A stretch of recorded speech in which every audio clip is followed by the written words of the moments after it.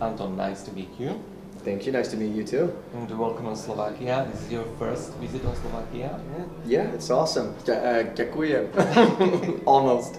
Yeah, okay. Yeah. How old are you? Where do you born and where do you live? I am 27 years old, turning 28 in December. I was born in Liverpool, UK. You can't hear it on the accent, but now I live in Sweden. So yeah, that's where I'm currently at. Okay. You are the Swedish professional football player. How long you playing football, and what is the name of your club? Yeah, I used to play more professional at a younger age because now I've had so much injuries and I'm doing a lot of television now. So I'm currently playing in League 3 in Sandana, but we're winning, so we keep on getting up the league. So maybe next year we'll play Division 2. We'll see. Okay. Where is your position on football playground?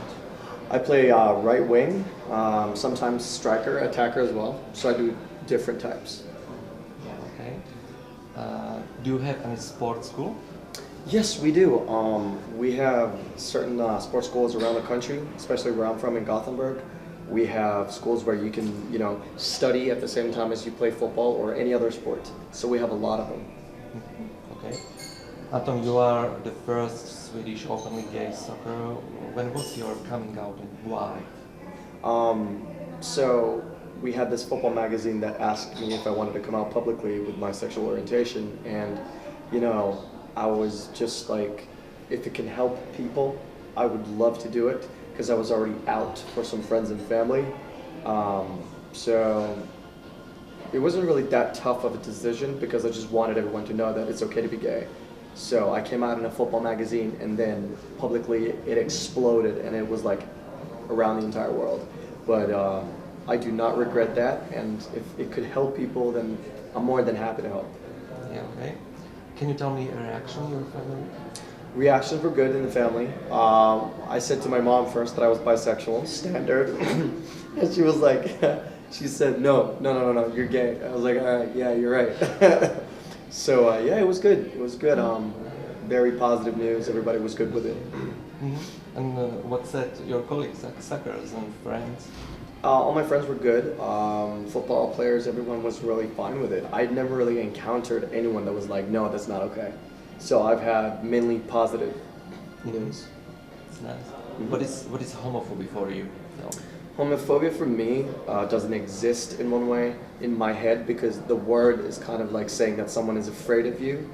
They're not afraid of you, they're just bullshitting because there's nothing to be afraid of. I mean, it doesn't define you as a person. You're gay, you're exactly as a heterosexual person. You're humans. Everyone is the same. We are the same.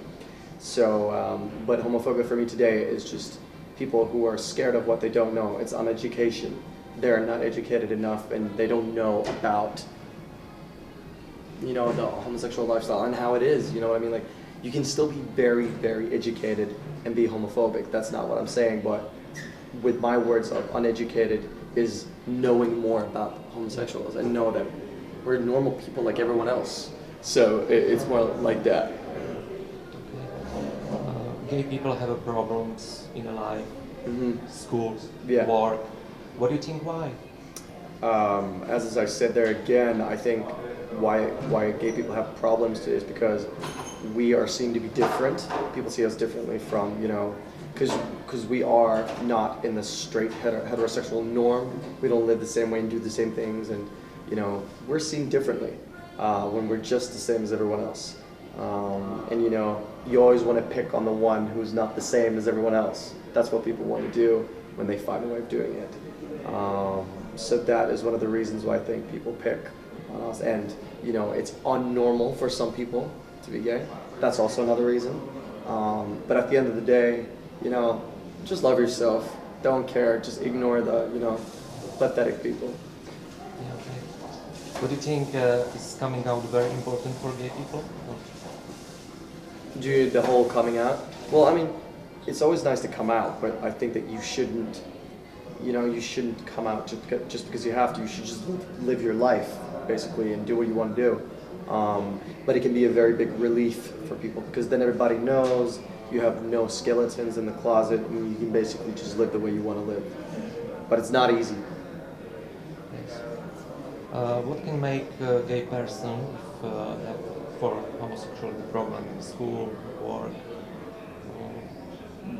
communication, institutions, for example? What we can do about it? Yes. I mean, interviews, you can have lectures, you can, normalize it on television. I mean, there's a lot of things, just talk about it and just discuss it. Educate people from the start that, we are just as anyone else. We're the same people, we're not different. We're just, it's just about love, basically. So I don't see why people hate on that. What can make politics for gay people? So I'm not into politics. I don't work with it, and I don't work with that sort of stuff. So I don't know exactly what you could do, but discussions and interviews and people that actually want to talk about the question. That's where it needs to be started, and then we have these activists that try to push the question into governments and politics, which is really good, so they can start talking about it. So maybe from there somewhere, I'd say. It's really hard for someone who's not in politics. Yes. Yeah. And homosexuality is not a new word. Yeah, we know from this history.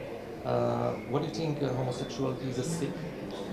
When people say that it's a sickness, I'm just like, wow, you are so pathetic and uneducated when you say that. I mean, you have two eyes, one nose, one mouth, like just everyone else, but you love another person of the same sex. Who cares? It doesn't even affect your lifestyle. So it's just, for me, it's pathetic when people say that. And it was just, 28 years ago in Sweden, homosexuality was a sickness. So, I mean, look how far we've come in Sweden. So, I mean, you have to start somewhere. But when I hear that from people, it's just like, wow, pathetic. But then we need to educate them and say that it's all love. We're all the same. It's not easy, but we have to start somewhere. Yeah, okay. Can you tell me what doing your father, mother, and brothers? What they're doing? Yes.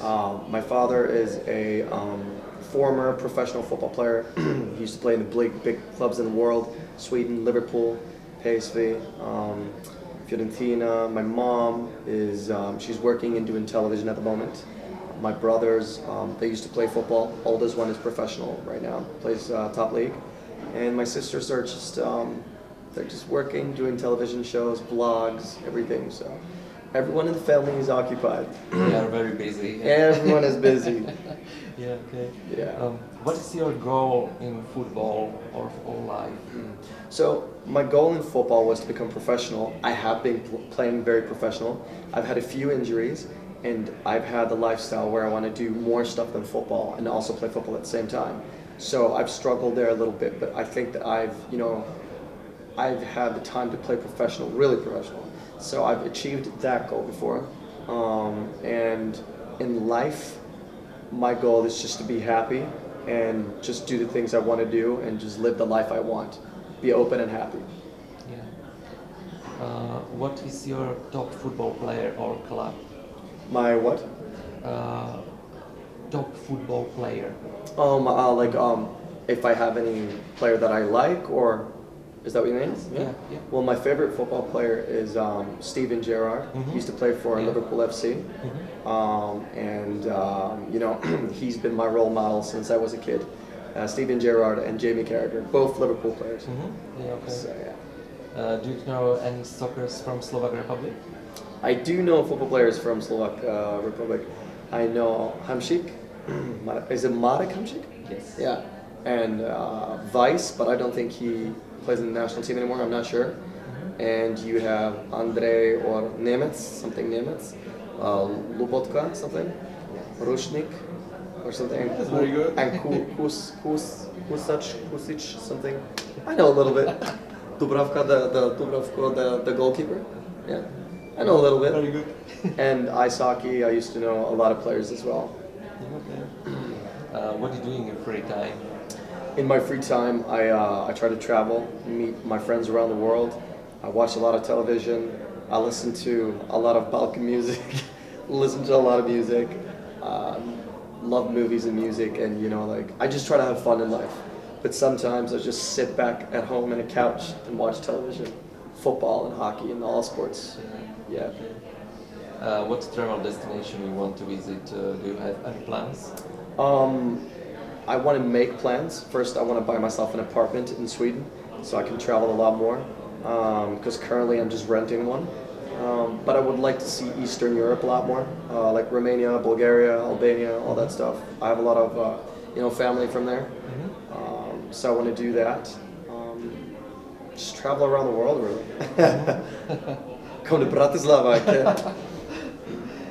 What can I visit in Sweden? Nice cities, culture, architecture. I mean, you can do so much things in Sweden. We have a lot of architecture down in Malmö, Lund, and obviously Gothenburg and Stockholm as well. If you want a lot of nature, I suggest you go all the way up in Sweden. We have so much nature there, animals that you don't find in the southern part of Sweden. You have the ice hotel up there, incredible nature. You got the northern lights, so that's really nice. But if you want a good time and just see a big city, it's Gothenburg and Stockholm and Malmö.